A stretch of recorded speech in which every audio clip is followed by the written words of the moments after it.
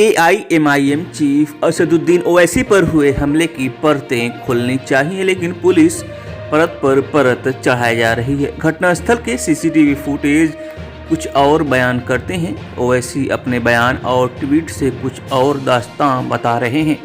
वहीं 12 घंटे के बाद पिलखुआ थाने में बनाई गई कहानी दूसरी एफआईआर तो दोनों से अलग पिक्चर पेश कर रही है।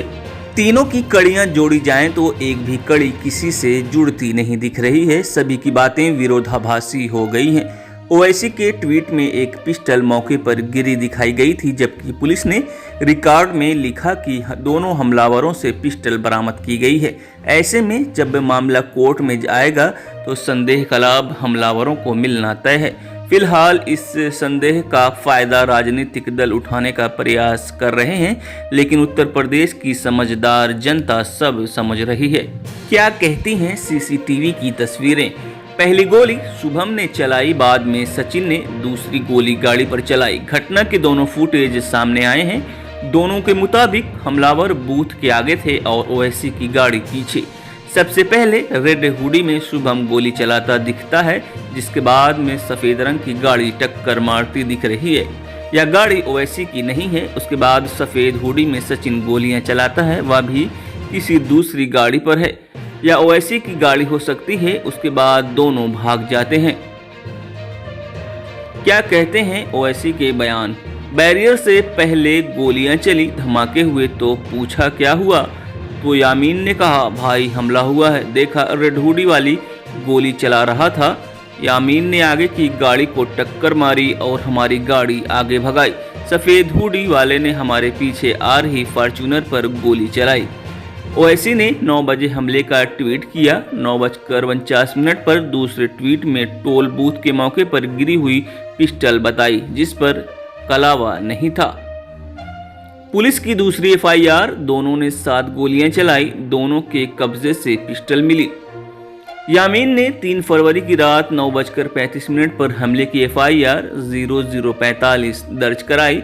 जांच करने वाले अफसर अभिनंदन पुंडीर ने 12 घंटे बाद सुबह 9:32 पर अपनी ओर से दूसरी एफआईआर 0046 दर्ज की। इसके मुताबिक रात 11 बजे सचिन को पकड़ा गया, तब उसके कब्जे से कलावा बंधी पिस्टल जब्त की।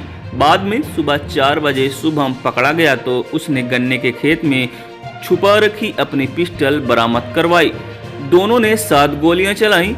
सचिन को गोली चलाते हुए ओवैसी ने देख लिया था, इसलिए वो नीचे झुक गए, तब सचिन ने नीचे फायर किए। इस कहानी में झोल नजर आ रहा है, 6 झूठ तो एकदम साफ दिख रहे हैं।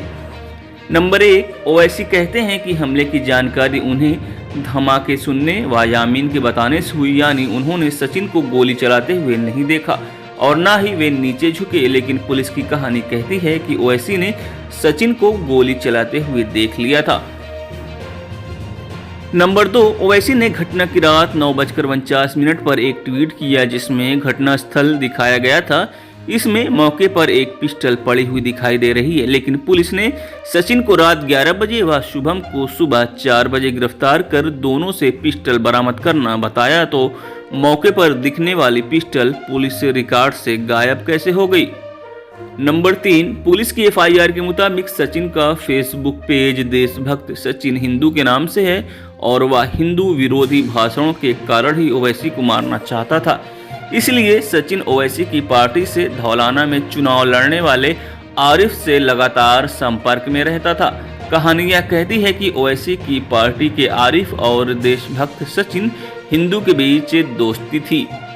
नंबर 4, ओवैसी पर हमले की पहली एफआईआर जो यामीन ने दर्ज कराई है, उसमें उसने घटना के गवाहों के नाम भी लिखे हैं। लेकिन पुलिस की दूसरी एफआईआर में जब सचिन और शुभम की गिरफ्तारी, साथ ही वारदात में इस्तेमाल हथियार बरामद करने का दृश्य लिखा जाता है, तो कभी रात बताकर और अलसुबह ठंड बताकर स्वतंत्र गवाह नहीं मिलने की मजबूरी लिखी गई है। नंबर 5, पुलिस की एफआईआर में सचिन कहता है कि उसने जनवरी 2022 को गाजियाबाद में हमले की योजना बनाई थी।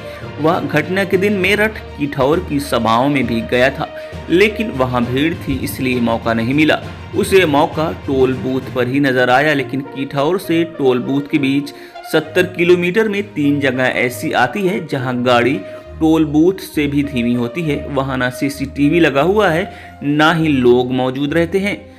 नंबर 6, सचिन ने कितनी गोलियां चलाई, इसमें भी विरोधाभास है। शुभम ने एक गोली चलाई, फिर फायर नहीं हुआ। उसके पास 10 गोली थी, 9 बरामद हो गई। सचिन के पास 12 गोली थी, बरामद 7 हुई, यानी उसने 5 गोली खर्च की। ओवैसी की गाड़ी पर तो 2 गोलियां लगी, बाकी 3 कहां लगी? पुलिस के पास इसका जवाब नहीं है।